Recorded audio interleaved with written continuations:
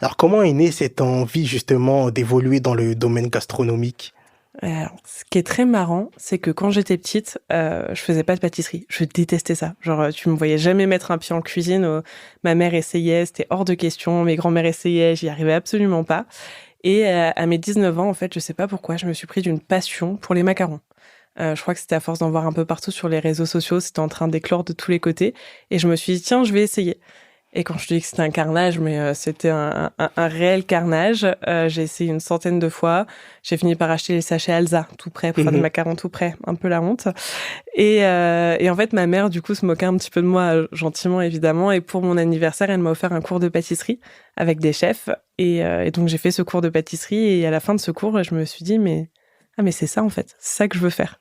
Et donc, j'ai appelé ma mère en me disant, il était incroyable ce cours. J'arrête mes études, je veux être pâtissière.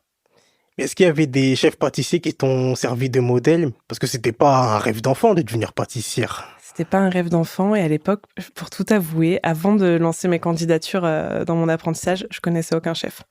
Genre j'avais jamais eu un énorme intérêt. Enfin, je les connaissais de nom évidemment, mais les Pierre Hermé, les Michalak, Christophe Adam, tu connais de nom, mais je m'y intéressais pas non plus plus que ça.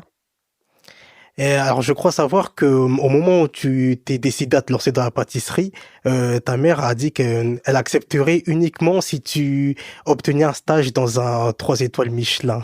C'est ça. En fait, ma mère était pas trop partante pour que je sois pâtissière. Si tu veux, ça faisait 2 fois que je changeais d'études, elle en avait un petit peu marre.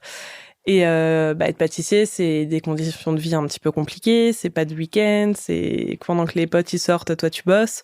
Et donc ma mère, elle avait pas envie que j'ai cette condition de vie, donc elle a essayé de me décourager au maximum. Et elle m'a dit en rigolant, enfin en rigolant sans trop rire, mais elle m'a dit si t'as un 3 étoiles Michelin, on en reparlera. Et ben forcément, du coup, j'ai été décrochée un petit peu plus que 3 étoiles Michelin. Ouais, effectivement, hein, car en fait, c'est au Meurice, dans le premier arrondissement de Paris, que tu as fait tes premières armes aux côtés de Cédric Grolet, Mm. qui a été élu meilleur pâtissier du monde en 2017. C'est ça, l'année où j'y étais, ouais. Alors, qu'est-ce qu'il t'a appris? Beaucoup de choses. Pour le coup, énormément de choses. Déjà, il m'a donné la chance de pouvoir aller apprendre à ses côtés. Il m'a fait confiance. Et c'est la première fois qu'il donnait sa chance à quelqu'un qui était au niveau du CAP, qui connaissait rien en pâtisserie, quoi. Donc, il m'a vraiment, sans s'en rendre compte, filé un coup de pouce pour mon avenir assez incroyable. Et en fait, avec Cédric, au début, j'étais un peu frustrée parce qu'au niveau pâtisserie, pur et dur, je touchais pas à beaucoup de choses. Je faisais des tâches très basiques. Et après en avoir vachement discuté avec lui, il m'a dit, mais Anaïs, la pâtisserie, c'est déjà la rigueur, la propreté et la discipline. Et tu vas déjà apprendre ça avant de pouvoir vraiment passer à de la pratique. Donc Cédric m'a permis effectivement de me forger une discipline, une rigueur, enfin des choses qui sont essentielles en pâtisserie, et de me donner aussi une forme de créativité, parce que c'est quand même un des chefs les plus créatifs qu'on puisse connaître, je pense, à l'heure actuelle. Et donc d'être en labo avec lui, ça m'a permis d'ouvrir mes horizons sur énormément de choses. Et après, évidemment, j'ai appris pas mal de techniques à ses côtés aussi. Mais et puis c'est cette envie d'exceller, en fait, je pense, qu'il avait déjà à l'époque. Tu étais impressionné la première fois que tu l'as rencontré? Oh là là, mon entretien au Meurice était assez marrant. Je suis arrivée, donc je venais du sud à l'époque, parce que j'habitais dans le sud.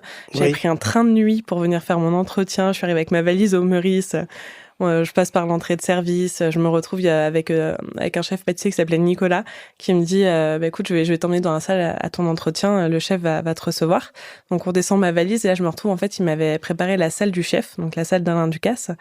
C'est une salle en fait avec une lumière hyper tamisée, avec une table en feuilles d'or, des bouteilles de vin incrustées dans les murs, enfin où t'as vu sur la cuisine gastronomique. Enfin, c'est un endroit où tu te dis waouh, qu'est-ce que je fais ici? Il y avait des pétales de rose partout, en plus parce que genre 2 heures avant, il y avait une demande en mariage dans la salle. Enfin, Ah du coup, oui. c'est un cadre où t'arrives où tu te dis waouh, qu'est-ce que je viens faire ici? C'est incroyable. Et oui, la première fois que j'ai vu Cédric, forcément, déjà à l'époque, il n'était pas encore meilleur chef pâtissier du monde, mais c'était quand même le chef, le plus jeune chef aussi du Palace. Mhm. Il imposait quand même déjà, il imposait pas mal.